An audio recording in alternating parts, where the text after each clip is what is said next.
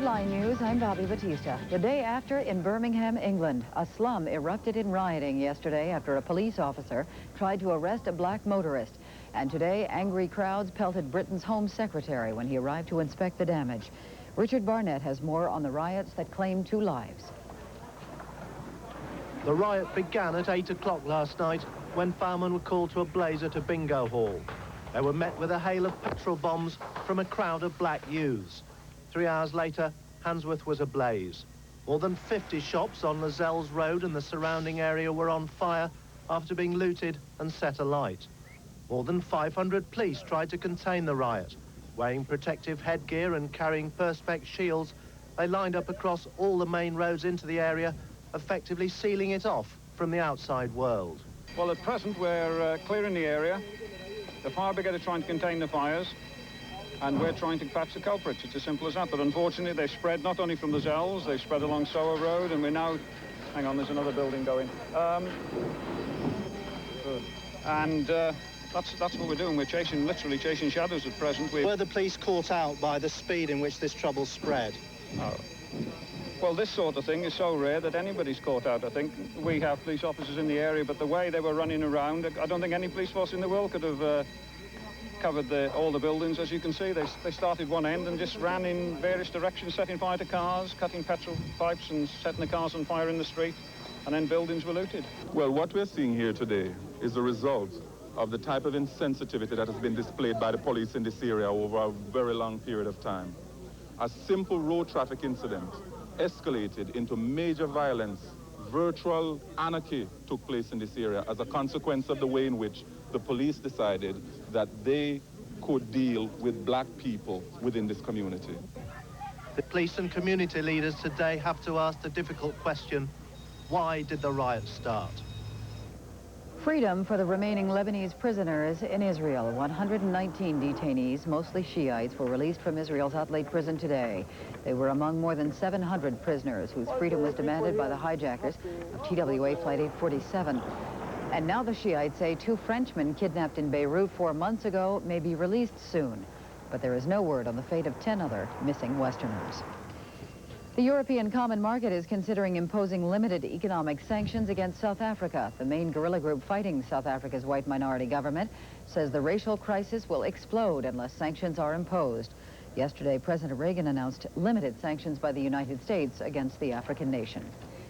Denmark's prime minister is paying a visit to the White House today. President Reagan will host a state dinner for Paul Schluter after a meeting today.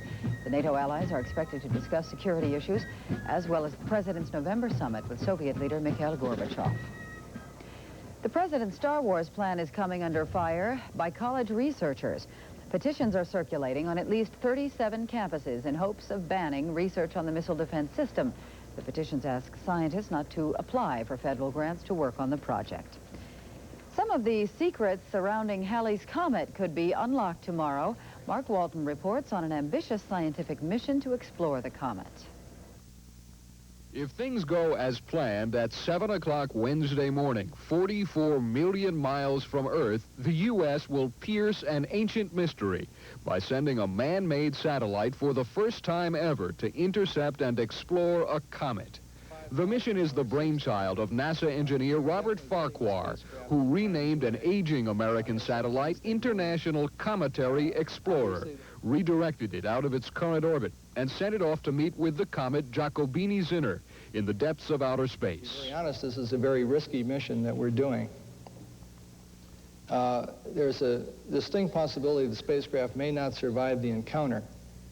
However, as long as we get data roughly halfway through, we will consider it to be a success.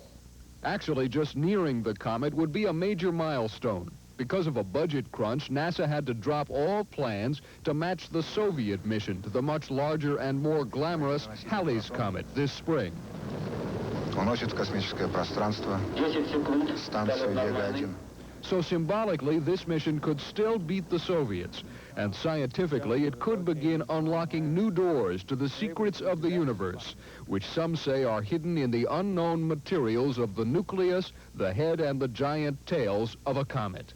So we expect to have a minimum of 4 or 5 minutes in the main tail, and the shock crossings could be 3 or 4 hours on either side of the point of closest approach. We are beginning the direct exploration of comets. Although it carries no camera, the satellite will beam scientific data back to a half-dozen Earth-receiving stations.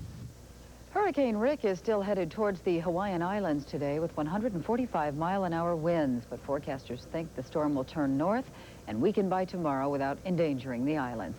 Last night, Rick was 800 miles east of Hilo on Hawaii Island, moving northwest at 9 miles per hour. Hundreds of New York parents are still picketing outside Queens elementary schools today. They are protesting a city decision to allow a 7-year-old with AIDS to attend classes. More than 18,000 children stayed home yesterday, and the boycott continues today. Nancy Gerber reports on a community meeting over the AIDS issue.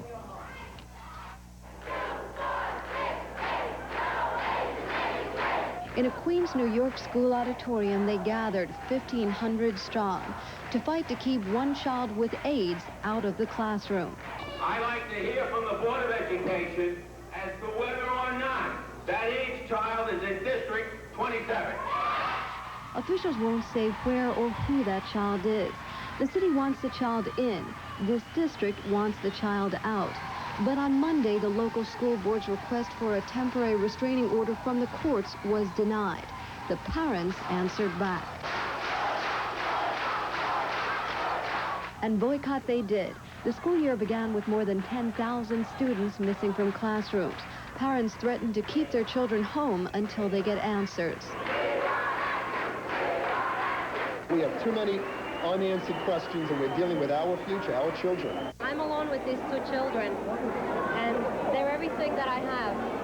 And, you know, until I have, like I said, all the answers and that I'm sure nothing is going to happen to them, I will not send them in. We want the chancellor to go back and put the law the way it should be. Anyone who has a communicable disease is not allowed in the schools. Thursday, a permanent court ruling is due. Until then, parents in this district are making some rules of their own.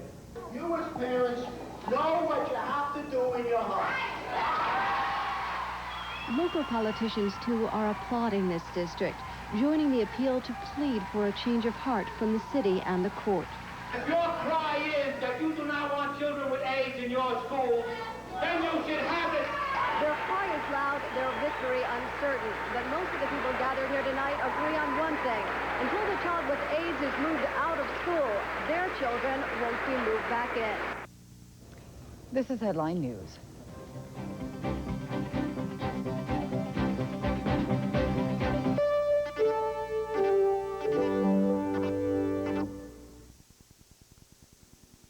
For 24-hour headline news, call your cable company today.